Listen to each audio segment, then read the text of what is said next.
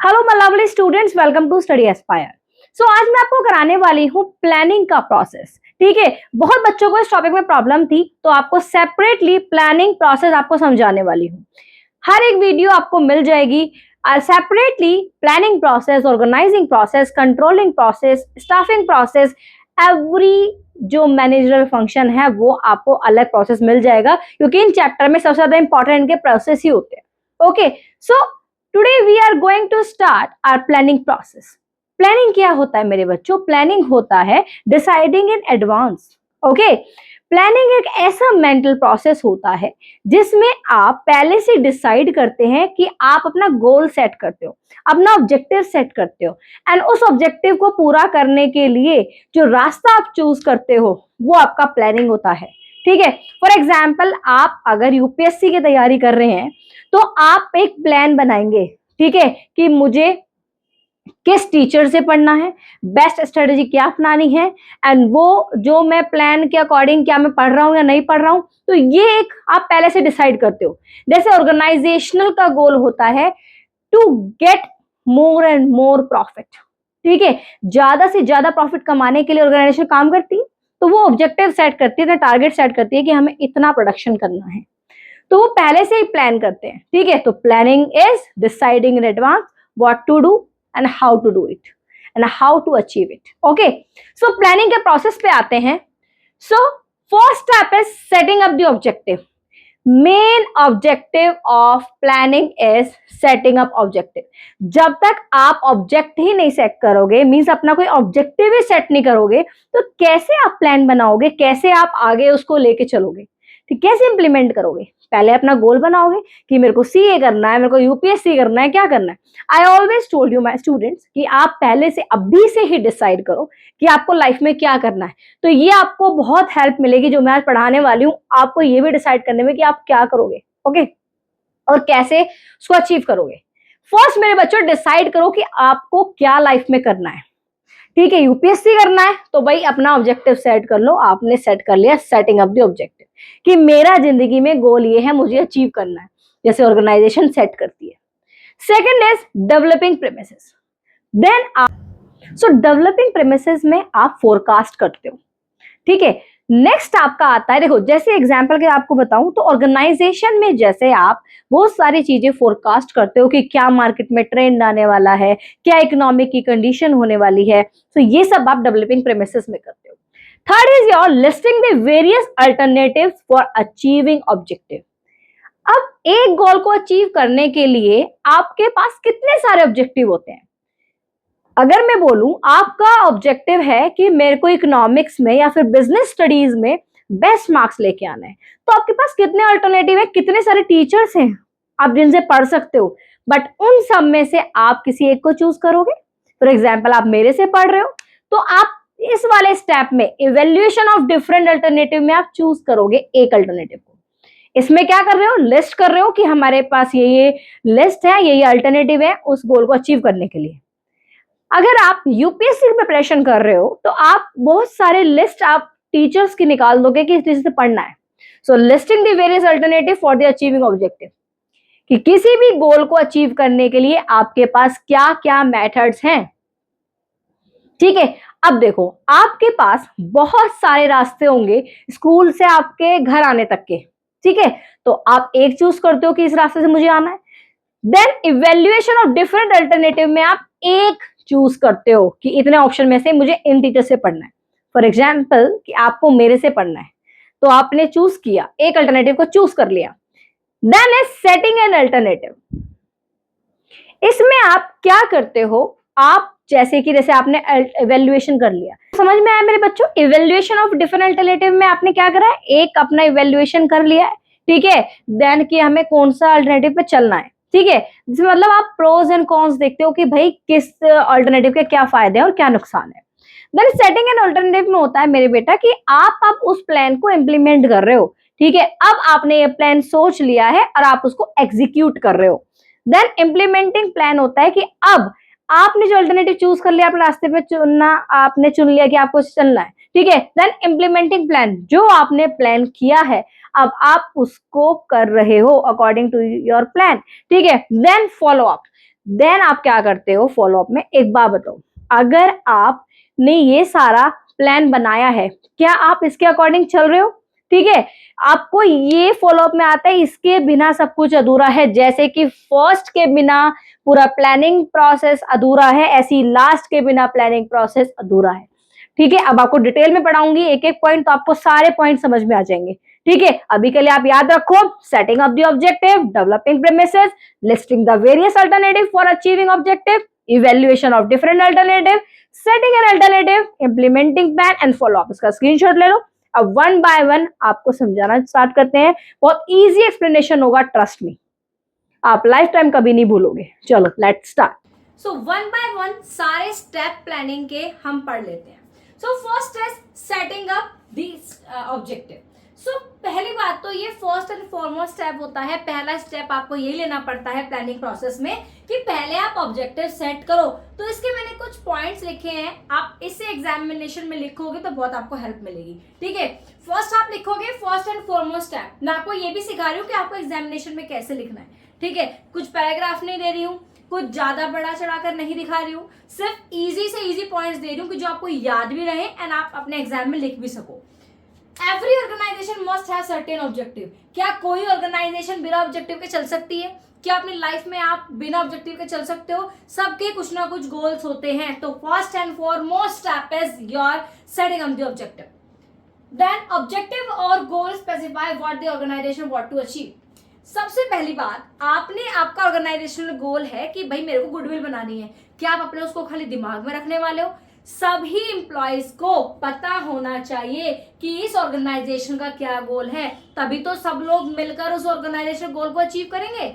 Objective should be stated clearly for all the department and as well as for your employees. Okay, चाहे वो आपका management department हो, finance department हो, marketing department हो, कोई भी डिपार्टमेंट हो, सबको आपका पता होना चाहिए कि इस ऑर्गेनाइजेशन का गोल ये है। तो आपको इस तरह से ऑब्जेक्टिव सारे के सारे मिलकर ऑब्जेक्टिव को अचीव करेंगे। Next is share objective with everyone evolve so all know the target. जब सबको ऑर्गेनाइजेशन में पता होगा कि आपका ऑब्जेक्टिव क्या है, तो आप क्या करोगे कि टारगेट जो है आपका आसानी से अचीव कर लोगे।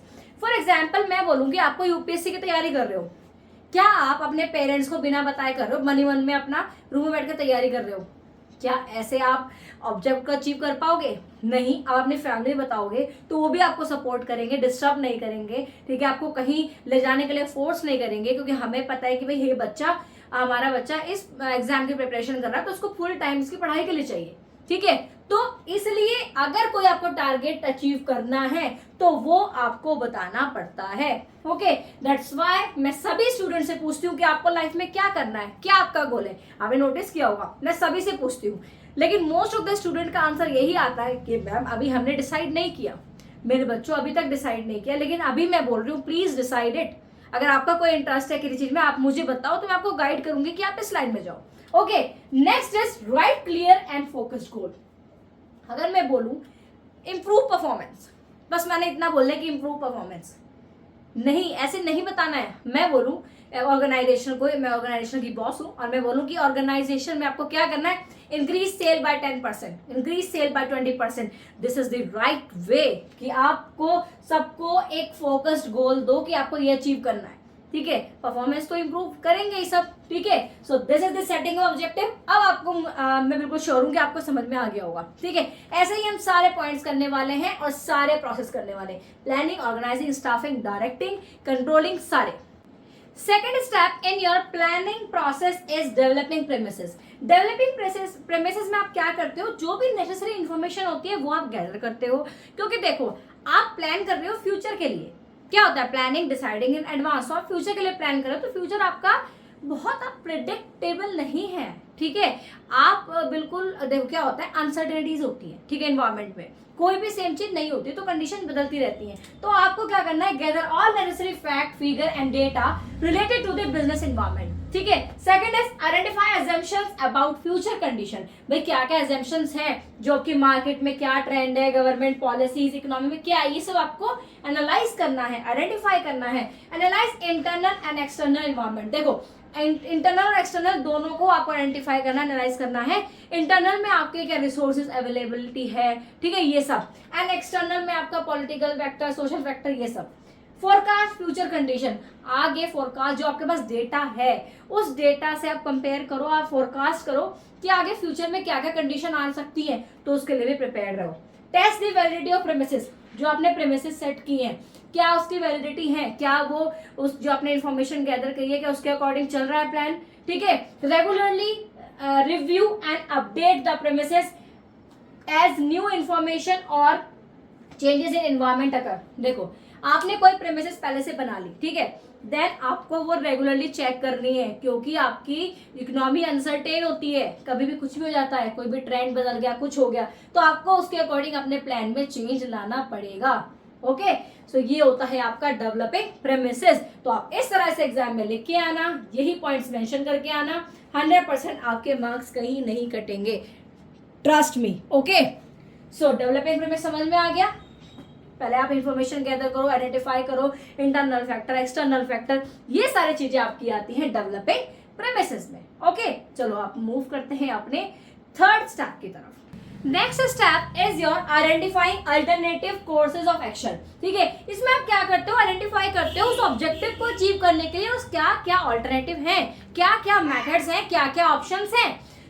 इसमें आप क्या करते हो, आइडेंटिफाइंग ऑल पॉसिबल वेज और methods to achieve this set objective, क्या क्या पॉसिबल वेज है, क्या क्या मेथड्स हैं कि उस ऑब्जेक्टिव जो आपने सेट किया स्टार्टिंग में उसको हम अचीव कर सकते हैं।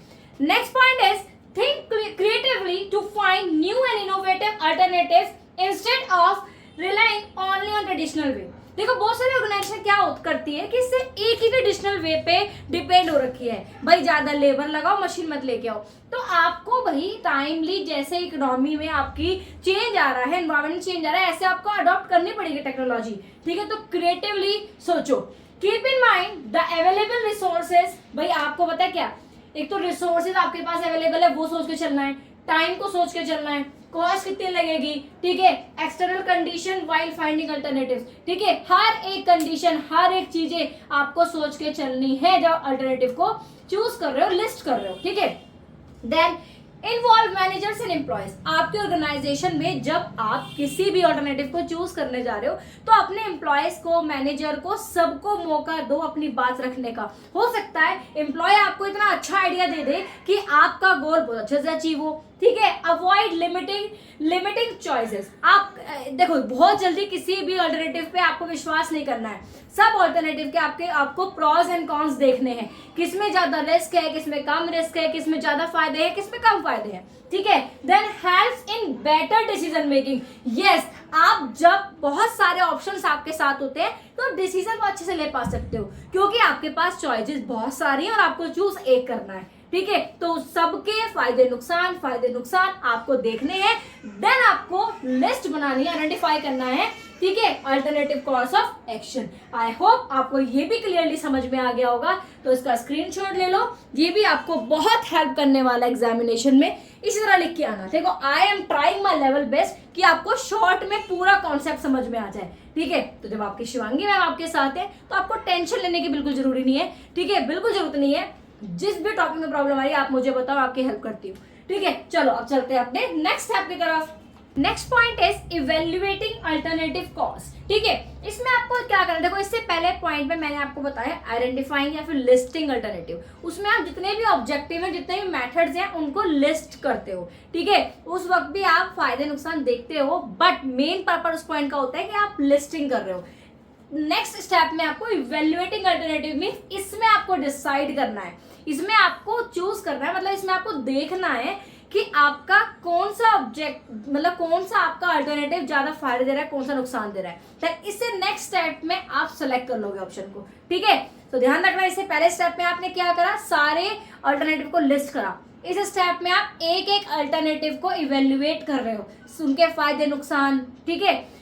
Each alternative is evaluated based on cost, risk, resources and profit potential, ठीक है। भाई आपको भाई सब कुछ देखना है ना कि उसमें कितना पैसा लगेगा, रिस्क कितना है, the pros and cons of each option are carefully studied, evaluation का मतलब क्या होता है आपको पता होना चाहिए, कंपेयर करना, ठीक है, डिफरेंट अल्टरनेटिव को based on their advantages, disadvantages, feasibility and their ability to achieve the set objective. आपको बेसिकली वो ऑब्जेक्टिव चूज करना है जो आपकी ऑर्गेनाइजेशन के लिए सुटेबल है, जो ऑर्गेनाइजेशन का गोल अचीव करवा सके, ठीक है। तो प्रॉफिटेबिलिटी एंड कॉस्ट एनालिसिस बहुत इंपॉर्टेंट है, आपको देखना है कि क्या ये जो हम ऑर्गेनाइजेशन गोल अचीव कर रहे हैं क्या ये अल्टरनेटिव हमें करा पाएगा, ठीक है। तो ये आपको डिसाइड करना है नेक्स्ट स्टेप में, इसमें आप इसको इवेल्युएट कर रहे हो, ठीक है।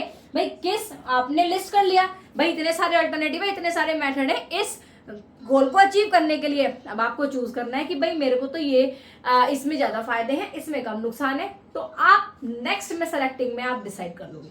चलो अब नेक्स्ट स्टेप भी बता देती हूँ, इसका स्क्रीनशॉट ले लो। मैं बहुत ज्यादा ऐसे ट्राई कर रही हूँ कि आपको इजी लैंग्वेज में समझा सकूं और शॉर्ट में आपको समझ में आ जाए सारा, okay. Next step of planning process is setting an alternative. देखो ये ना आपको जो बहुत सारे अल्टरनेटिव है उसमें से आपको बेस्ट सेलेक्ट करना है। अब आप 3 स्टेप में बिल्कुल भी कंफ्यूज मत होना, ठीक है। पहला स्टेप हमारा क्या था, ऑब्जेक्टिव को सेट करा। सेकंड क्या है, डेवलपिंग प्रेमिसेस। थर्ड स्टेप में हमने सारे अल्टरनेटिव को लिस्ट किया है। अभी हमने एक लिस्ट बनाई है कितने सारे अल्टरनेटिव हैं, हमने मेथड्स चूज किए। देन नेक्स्ट स्टेप में हमने क्या किया था, आइडेंटिफाई किया था भाई किस अल्टरनेटिव के क्या फायदे क्या नुकसान है। अब इसमें सेलेक्टिंग एन अल्टरनेटिव में अब उन अल्टरनेटिव में से आपने सब फायदा नुकसान देखा, अब आपने चूज कर लिया है, ठीक है। The best plan has to be adopted and implemented. अब आपने बेस्ट प्लान को अल्टरनेटिव को अडॉप्ट करना है एंड इम्प्लीमेंट करना है। The alternative should be realistic and practical to implement with available resources, money, time, manpower। अब जब आप अल्टरनेटिव चूज करते हो ना तो अपना टाइम, अपना पैसा, मैन पावर, सब रिसोर्सेज सब कुछ देखते हुए चूज करते हो, ठीक है। एंड आपका जो अल्टरनेटिव होना है वो रियलिस्टिक होना चाहिए, प्रैक्टिकल होना चाहिए, ठीक है। It should give maximum benefit और रिटर्न विद मिनिमम कॉस्ट। पैसा कम लगे, फायदा ज्यादा मिले, ऐसा अल्टरनेटिव चूज करो जिसमें पैसा कम लगे और आपको फायदे उसके ज्यादा मिले, ठीक है। मैक्सिमम बेनिफिट मिले आपको, ठीक है। The plan should involve minimum uncertainty and risk for the business। अब इस जो आपने अल्टरनेटिव चूज किया है, जो आपने प्लान बनाया है, इसमें आपको ये देखना है कि इसमें रिस्क ज्यादा ना हो। रिस्क होगा तो आपको आगे प्रॉब्लम हो सकती है। The alternative should fix within the time limit set for achieving the objective। आपको ऐसा अल्टरनेटिव चूज करना है जो आपने ऑब्जेक्टिव चूज किया है उसको उसी टाइम पीरियड में आप ऑब्जेक्टिव को अचीव कर सको, ठीक है। तो अल्टरनेटिव ऐसा चूज करना है जिससे आप टाइम पीरियड में आप जो भी ऑब्जेक्टिव है आपका वो कंप्लीट कर सको। तो इन पॉइंट्स के स्क्रीनशॉट लो। सो मेरे बेटा मैं हमेशा ट्राई करती हूँ कि आपको इजी से इजी एक्सप्लेनेशन दूं, आपको समझ में आ जाए और पॉइंट्स में बता सकूं जिससे आप एग्जाम में लिख सको। पैराग्राफ में मत लिखा करो मेरे बच्चों, पॉइंट्स में लिखा करो, ठीक है। चलो इसका स्क्रीनशॉट ले लिया है, अब चलते हैं अपने next step of your planning process. Next step in your planning process is implementing the plan. इसमें आपका एक्शन स्टार्ट होता है। आपने जितने भी पॉइंट्स पढ़े हैं अब तक, अब उनको आपको रियलिटी में करने हैं, एक्शन आपको स्टार्ट करना है। Action start means the plan is converted into action by assigning specific task responsibilities. अब भाई अपने एम्प्लॉयज को टास्क बांट दो, रिस्पॉन्सिबिलिटी ऑथोरिटी बांट दो, ठीक है। Provide required resources like money, man power, material. Yes भाई आपको प्लान को इम्प्लीमेंट करने के लिए पैसा भी चाहिए, मटेरियल चाहिए, रॉ मटेरियल चाहिए, आपको मैन पावर भी चाहिए, ठीक है। Plan and instruction must be clearly communicated to follow employees. अब आपका प्लान और आपके जो भी इंस्ट्रक्शंस है वो सारे क्लियरली बताने हैं एम्प्लॉयज को, ठीक है, क्लियरली कम्युनिकेट करने हैं, ठीक है। ये आपका होता है इम्प्लीमेंटिंग द प्लान। समझ में आया आपको? Next step of your, this is the last step of your planning process, that is follow up. अब जब आपने एक्शन भी करना स्टार्ट कर दिया, इम्प्लीमेंट कर दिया प्लान को, अब आप ये भी देखोगे क्या आपकी प्रोग्रेस चल रही है, क्या आप मेजर कर पा रहे हो परफॉर्मेंस को, क्या आपने जो प्लान सोचा था क्या उसके अकॉर्डिंग सारी चीजें चल रही है या नहीं चल रही है। Measuring performance, finding deviation. Deviation means अगर आपके जो आपने प्लान किया था या फिर जो भी एक्चुअल परफॉर्मेंस है, क्या उसके बीच में गैप है, ठीक है, क्या वो मैच नहीं हो रहा है, अगर नहीं हो रहा तो उसकी करेक्टिव एक्शन लो, ठीक है, टेकिंग करेक्टिव एक्शन, ठीक है, टाइम टू टाइम आप उसको रिव्यू करते चलो, टाइम टू टाइम चेक करते चलो क्या हमारे प्लान के अकॉर्डिंग हम चल रहे हैं, नहीं चल रहे, अगर नहीं चल रहे, अगर कहीं कमी आ रही है तो भाई वहां पे ठीक करनी स्टार्ट करो, ठीक है। आप इम्प्लीमेंटिंग द प्लान में आप इसमें मोटिवेशन, कोऑर्डिनेशन, ये सब भी पॉइंट देख सकते हो। समझ में आ गया आपको? सो अब हमारा प्लानिंग प्रोसेस खत्म होता है मेरे बच्चों। प्लानिंग प्रोसेस में आपको मैंने बताया, first is your setting objective, second is your developing premises, third is your listing all the objective, listing all your alternative मतलब मेथड्स, ठीक है। देन फोर्थ इज योर आपका आइडेंटिफाइंग अल्टरनेटिव्स, ठीक है। देन फिफ्थ इज योर आपका हमारा आता है evaluating, selecting the alternative, then आपका आता है इम्प्लीमेंटिंग द प्लान, देन आपका आता है फॉलो अप। समझ में आ गया? आई होप आपको सारा प्लानिंग प्रोसेस क्लियरली समझ में आ गया होगा। कहीं भी प्रॉब्लम आ रही है, कहीं भी डाउट आ रही है मेरे बच्चों, आपको मुझे बताओ, I will help you. So I am trying my level best मेरे बच्चों, आप सबके लिए, जिससे आपकी हेल्प हो सके, मदद हो सके, ठीक है, और आप अपने स्टडीज में अच्छा रिजल्ट, ग्रेट रिजल्ट आप अपने रिजल्ट पा सको, ठीक है। आई वॉन्ट दिस कि आपका जो सक्सेस है ना वो आपको मिल जाए, ठीक है। मैं भी आपके एग्जाम के बारे में ही नहीं सोच रही हूँ, मैं आपके फ्यूचर के बारे में सोच रही हूँ कि आप लाइफ में आगे सक्सेसफुल हो जाओ, ठीक है। सो किसी भी टॉपिक पे वीडियो चाहिए आपको तो मुझे जरूर बताना। So please do like, share and subscribe my channel and all the very best for your exam as well as for your future my dear students. And so do not forget to share with your friends, उनकी भी मदद करो, उनके पास भी इस concept को भेजो। Thank you so much.